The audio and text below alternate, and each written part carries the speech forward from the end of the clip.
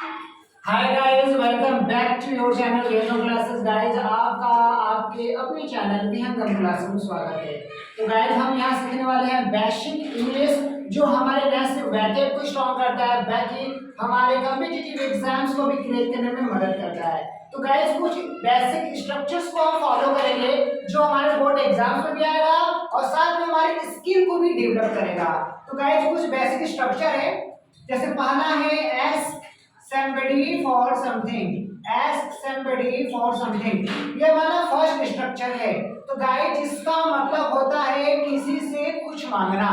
जब वाक्य में किसी से कुछ मांगना अर्थ होगा तो ask के बाद हम for का प्रयोग करेंगे। जैसे मैं उससे किताब मांग रहा हूँ। कौन मांग रहा है गाइस? मैं मांग रहा हूँ। तो I am मांग रहा हूँ, it means present continuous tense है। यहाँ पे इज एम और वर्ब में आईएनजी का प्रयोग हम करेंगे। तो आई के साथ एम लगाते हैं, एम के बाद वर्ब क्या है? मांगना। तो बोलेंगे एस्क। तो एस्किंग, आई एम एस्किंग, उससे मांग रहा हूँ। तो बोलेंगे him, I am asking him. क्या मांग रहा हूँ? किताब मांग रहा हूँ। तो बोलेंगे गाइस फॉर बुक।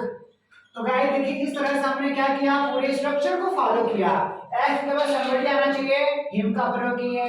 फॉर के बाद something, it means non living things आना चाहिए। आपके सामने नॉन लिविंग थिंग्स भी है। इस तरह से उसको हम कंप्लीटली फॉलो करेंगे।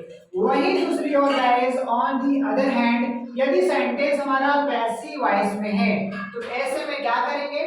तो जब ये स्ट्रक्चर आपके सामने है तो somebody जो वर्ब के बाद है उसी somebody को हम वर्ब के पहले प्रयोग करेंगे। जैसे एग्जांपल, राम से किताब मांगा जा रहा है। किससे मांगा जा रहा है? राम से। कौन मांग रहा है? नहीं पता।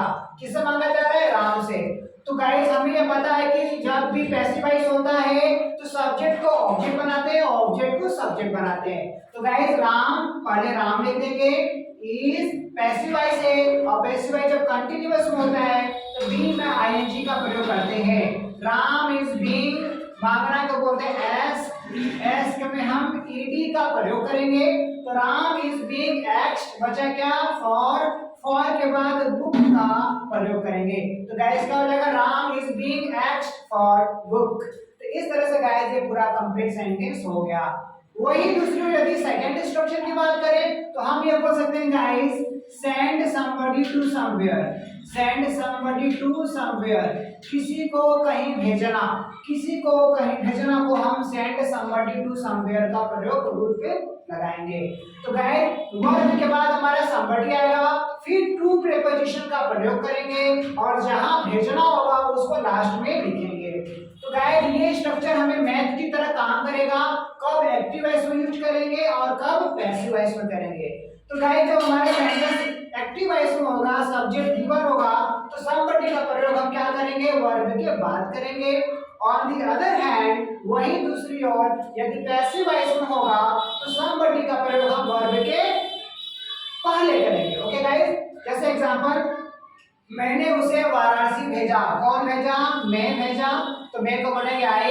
भेजना का सेंड, सेंड का सेकंड फॉर्म होगा सेंट। आई सेंट, किसको? उसे। तो उसे मतलब somebody, तो बोलेंगे आई सेंट हिम। कहाँ भेजा? वाराणसी भेजा। तो बोलेंगे टू वाराणसी। गाइस, हम सेंट के साथ टू प्रीपोजिशन का प्रयोग करते हैं, एस्क के साथ फॉर का प्रयोग करते हैं। और गाइस, यदि पैसिव वॉइस में बोलेंगे, मुझे अमेरिका भेजा गया। किसको भेजा गया? मुझे। वाक्य कैसा है? पैसिव वॉइस में है। कौन भेजा? नहीं पता। जब वाक्य पैसिव वॉइस में होता है तो वाज या वर का प्रयोग करेंगे, उसके बाद वर्ब का थर्ड फॉर्म लगाएंगे। तो I was sent, I was sent कहां? To America. I was sent to America.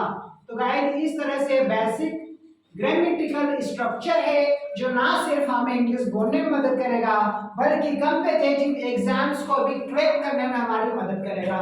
तो आई होप गाइस, ये इंपॉर्टेंट नॉलेज आपके लिए हेल्पफुल होगा। Thanks for watching this video.